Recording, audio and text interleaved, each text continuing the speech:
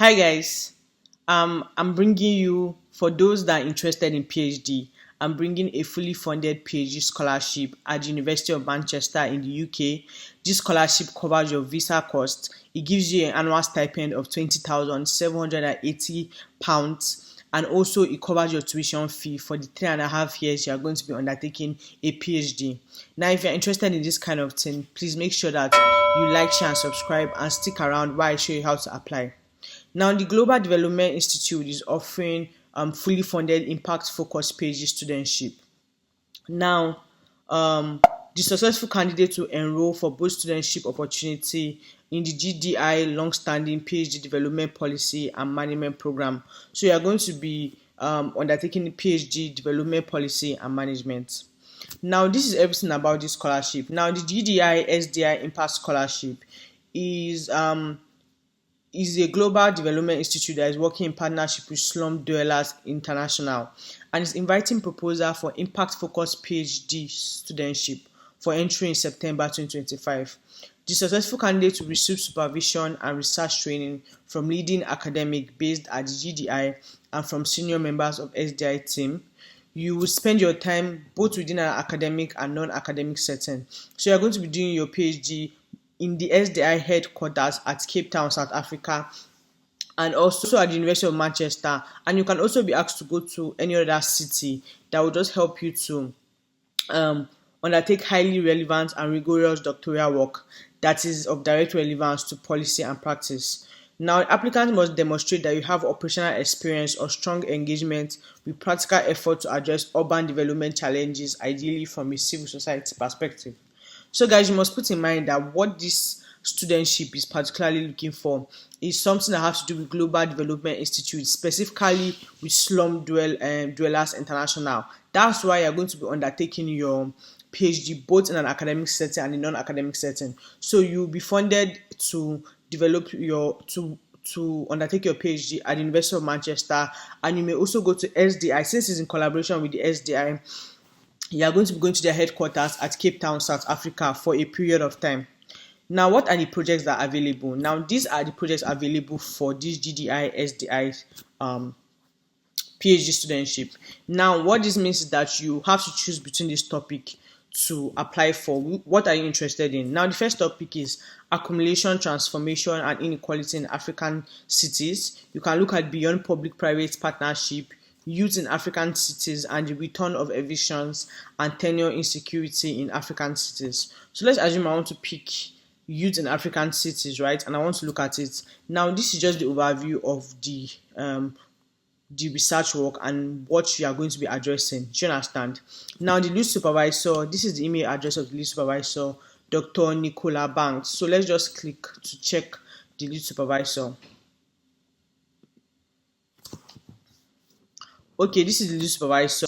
You can check her biography, her fingerprints, and research output and all that. So let's go back and see how to apply since I have picked one. Now, if you're not interested in this, we also have the GDI Impacts PhD studentship. Now, remember the first one I showed you is GDI and SDI collaboration PhD studentship. This one is just GDI PhD studentship, right? And this is working in partnership with indigenous movements for peace advancement and conflict transformation. So that's GDI Impacts. That one is GDI SDI, right? Now, you'll be able to undertake highly relevant and rigorous doctoral work that is a direct relevance to policy and practice. Strong applicants should have fluency in a language spoken in northern Kenya. Operational experience or engagement with civil society organizations working on indigenous rights will be a significant advantage. Now, the projects that are available under this, you can see the projects that are available. We have community knowledge, zoonotic disease, environmental change, and all that. If you are also interested, you can check out everything about the overview of the program and the kind of research you are going to be taking. You can also see the names of the lead supervisors. So how do you apply? In order to apply, you want to check the key date. Now, the deadline is very close for this. The deadline for GDI scholarship is 17th April 2025. So you have less than 2 weeks to apply for this. An interview is going to be taking place in June 16, 2025, and the studentship will be awarded by 25th June 2025. Now, the studentship is going to be beginning October of this year, 2025. Now, how would you know if you're eligible? You will need to meet the minimum entry criteria for PhD program as stated below. Now, you have to have a bachelor's degree at 2:1 or above, a master's degree in relevant subjects with an overall average of 60% or above, a minimum mark of 60% in your dissertation or overseas equivalent. Now, for your English language, you want to meet the English language requirements, or you have to provide evidence of English language proficiency. Now, if you have also undertaken an undergraduate or postgraduate degree in a majority speaking English nation within the last 5 years, you don't need to worry about providing any English language test. You can go to this link to check out more information about that. Now, making an application. To make an application, they encourage that you first contact the supervisory team before you submit an application, so that they will tell you, like, you can send them your CV. I already gave you a format in my community page of how to contact the supervisory team. So just click on the lead supervisors, send them your CV, just tell them that you're interested in applying for this. What that does is that they help you check your CV, and they may give you some tips or see if your CV actually fits what they're looking for. Now, if they contact you and offer you, go ahead and rest, what you do is that you come to this link and click on apply for PhD development policy management. Now, they're telling you that when you're applying, under section 6, they're going to be asking you for research details. You are going to select yes, that you are applying for an advertised project. Now, you insert the project title that you're applying for. So when you pick any of these project titles I showed you, you're going to be inserting the name of that project title you're applying for. You have to make sure you do that. If you don't do that, it's not going to send it to it's not going to streamline what you're applying for. Now, it's also recommended that when entering the name of the lead supervisor, you simply enter this and not use the supervisor search function. Now, also, please make sure you pay attention. In section 9 of the funding sources, your funding intention is as follows. When they ask you what type of funding, you're going to be putting University of Manchester scheme. The funding body is GDI Impacts PhD Studentship, and the status of funding is intend to apply. That's what you're going to put. Now, what are the documents you need to produce?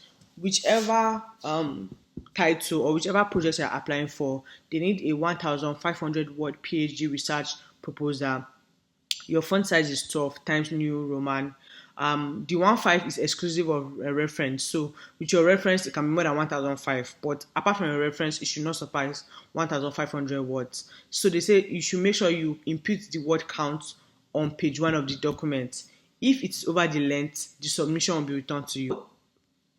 Actually, your reference, including your reference, I think is meant to be 1,500 words. They're just saying your font size, Time New Roman, font size 12. It's just that the font size 12, you don't have to apply it to the reference. Yes. Now, a copy of your bachelor's degree, certificate, and transcript. Also, a copy of your master's degree, transcript, and certificate. If your master's degree is pending, you have to provide an interim transcript, or what they call transcripts in progress. If you have completed more than one bachelor or master's degree, provide evidence for that. If your transcript is not in English, please provide an English translation. Now, they also need an up-to-date academic CV summarizing your academic record, employment history, publication, and all that. You also need to produce a supporting statement of a maximum of 700 words indicating why you would like to undertake the studentship and explaining how your focus, experience, and skills link to the research outlined above. The name of 2 academic referees, including one from your most recent institution that will be contacted directly. So you're going to be including their email and the rest. So please, you want to make sure you notify your reference or your referees to submit their references promptly. Now, they also need a certificate or evidence demonstrating your English language abilities if you are applying. If you need to prove that. Now, once I told you you're going to be applying for, this is the link you're going to be going for. So once you click on PhD development and policy management, it's going to take you to this page. So you want to also make sure that you meet the eligibility criteria for this page also. This is the entry requirement, English language, academic review, application and selection, and all that. Now, you can click on apply online once you meet the requirement and are ready to apply. Once you click on apply online, click apply now. and then create an account. Click on create an account, enter your information, and then you are ready to apply. Please make sure you put it in mind that the deadline is April 17th, so you have less than 2 weeks to apply for this and prepare your research proposal. Don't forget to like, share, and subscribe. And let me get your questions down below. Bye, guys.